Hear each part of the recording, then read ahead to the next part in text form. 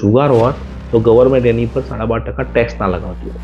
જય સ્વામિનારાયણ. રવિવારની સવારે રવિભાઈ ઉપસ્થિત થઈ ગયા અમારી યુટ્યુબ ચેનલ પર. આપ સૌનું હાર્દિક સ્વાગત કરું છું. વિડીયોની શરૂઆત કરતા પહેલા આપનો પરિવાર આર્થિક રીતે સુખી, સ્વસ્થ અને સંપન્ન બની રહે એ બદલ ભગવાન સ્વામિનારાયણ ચરણોમાં પ્રાર્થના.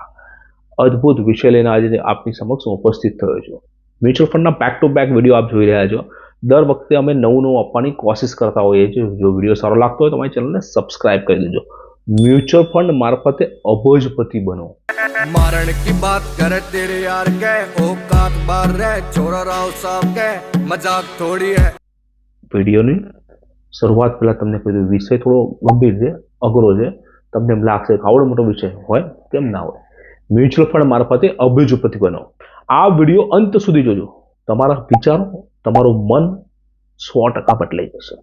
તમારી વિચારવાની તાકાત પણ બદલાઈ જશે. માણસ શું કરી શકે ને એ આ વિડીયોની અંદર છે. રોકાણ કરવાની તમારી હિંમત પણ વધી જશે. ઘણા લોકો શેરબજારને જુગાર કહે છે.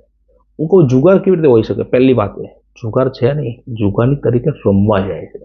એટલા માટે જો જુગાર હોત તો ગવર્મેન્ટ એની પર 12.5% ટેક્સ ના લગાવતી હોત. જુગાર હોત તો સેબી જેવી સંસ્થા એનું નિયંત્રણ ના કરતી હોત. જુગારની તરીકે રમીએ છીએ આપણે. એવા કેટલાક મ્યુચ્યુઅલ ફંડના નામ બોલું છું જેને કરોડો રૂપિયા કરી નાખ્યા. એટલે હું કહું છું કે અબજોપતિ કેવી રીતે બની શકાય. કેટલીક સ્કીમના નામ. આ સ્કીમનું હું પ્રમોશન નથી કરતો, તમને ખાલી ઉદાહરણ તરીકે જણાવું છું. નિપોન ઇન્ડિયા ગ્રોથ ફંડે 30 વર્ષની અંદર 463 કરોડ રૂપિયા કર્યા.